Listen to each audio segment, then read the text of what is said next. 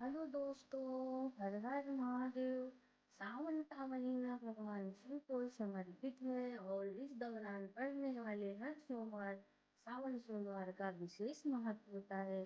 सावन सोमवार का व्रत रखने और कथा सुनने से भक्तों की मनोकामनाएं पूरी होती है और भगवान शिव को की कृपा प्राप्त होती है। सावन सोमवार की व्रत कथा। आज हम सावन सोमवार की व्रत कथा दो कथाओं के बारे में बात करेंगे जो कि बहुत ही जटाटविकलज्जलप्रवाह नंबर पावितस्थले एक साहूकार कलेवलं और उसके पुत्र की कथा। नंबर दो माता पार्वती की तपस्या की कथा। पहले हम साहूकार और उसके पुत्र की कथा सुनेंगे। प्राचीन काल में एक नगर में एक धनी साहूकार रहता था जिसके पास अपार धन संपत्ति थी, लेकिन उसे संतान का सुख प्राप्त नहीं था। इस चिंता में वो हमेशा दुखी रहता था।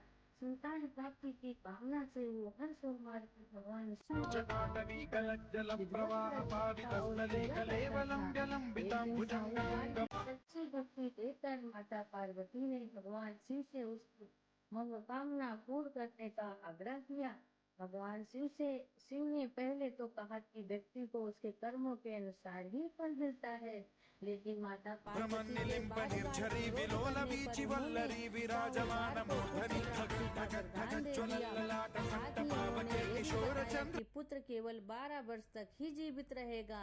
साहूकार ये सुनकर भी विचलित नहीं हुआ और पहले की ही तरह भगवान शिव की पूजा करता रहा। कुछ समय बाद उसकी पत्नी ने एक सुंदर पुत्र को जन्म दिया। जब वो पुत्र 11 वर्ष का हुआ तो साहूकार ने उसे पढ़ाई के लिए काशी भेजा। उसके साथ उसका मामा भी था जिसे रास्ते में यज्ञ और ब्राह्मणों को भोजन कराने का आदेश मिला था। रास्ते में वे एक राज्य में रुके जहां एक राजकुमारी का विवाह हो रहा था। राजकुमार काना था, लेकिन राजकुमार के पिता ने सोचा कि क्यों न साहूकार के बेटे को दूल्हा बनाकर राजकुमारी का विवाह करा दिया जाए। विवाह के बाद उसे धन देकर राज्य से जाने को कह दिया जाएगा। साहूकार के बेटे का विवाह राजकुमारी से हो गया। जाते समय साहूकार के बेटे ने राजकुमारी की ओढ़नी पर एक संदेश लिखा कि मेरा विवाह तुम्हारे साथ हो गया है, लेकिन मैं एक ऐसे राजकुमार की जगह आया हूँ जो एक आंख से काना है। मैं तो काशी पढ़ने जा रहा हूँ। जब राजकुमारी ने ये संदेश पढ़ा तो उसने उस काने राजकुमार के साथ जाने से मना कर दिया। राजा ने अपनी पुत्री को विदा करने से मना कर दिया। इधर काशी में साहूकार का पुत्र अपनी 12 वर्ष की आयु पूर्ण कर चुका था। भगवान शिव के वरदान अनुसार कुछ समय बाद बालक के प्राण निकल गए। मृत भांजे को देखकर मामा विलाप करने लगा। उसी समय माता पार्वती और भगवान शिव वहीं से होकर जा रहे थे। माता पार्वती ने मृत बालक को देखकर भगवान शिव से उसे जीवित करने का आग्रह किया।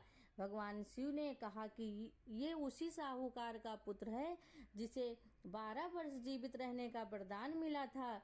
उसकी आयु पूरी हो चुकी है, लेकिन माता पार्वती नहीं मानी और कहने लगी कि इसकी आयु आपको बढ़ानी होगी, वरना इसके माता पिता इसके वियोग में तड़प तड़प कर मर जाएंगे। माता पार्वती के आग्रह पर भगवान शिव ने बालक को पुनर्जीवित कर दिया।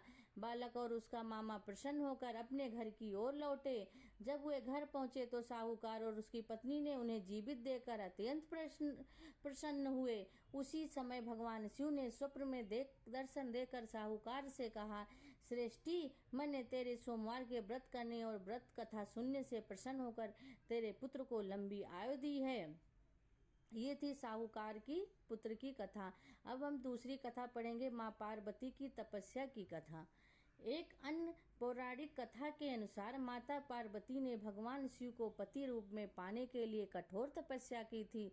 नारद मुनि ने उन्हें सावन मास के हर सोमवार को उपवास, एकाग्र ध्यान और शिवलिंग पर जलाभिषेक करने का विधान बताया।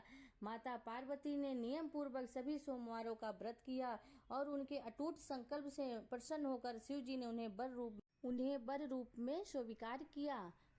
यही कारण है कि ये व्रत आज भी कुंवारी कन्याओं के लिए अत्यंत फलदायी माना जाता है, जिससे योग्य जीवन साथी की प्राप्ति होती है।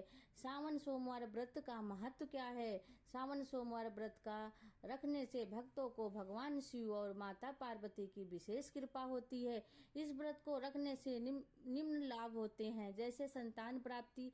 जिन दंपतियों को संतान नहीं होती वे इस व्रत को करने से संतान सुख प्राप्त कर सकते हैं। मनचाहा जीवन साथी मिल सकता है। कुंवारी कन्याएं उत्तम वर की प्राप्ति के लिए इस व्रत को रखती हैं।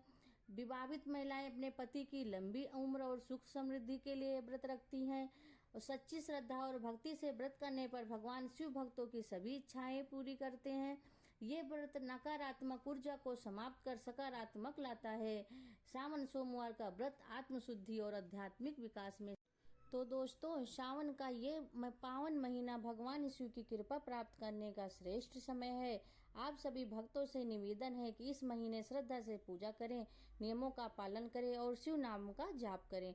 अगर आपको ये वीडियो पसंद आए तो लाइक करें, शेयर करें और कमेंट में लिखें हर हर महादेव। जय भोलेनाथ।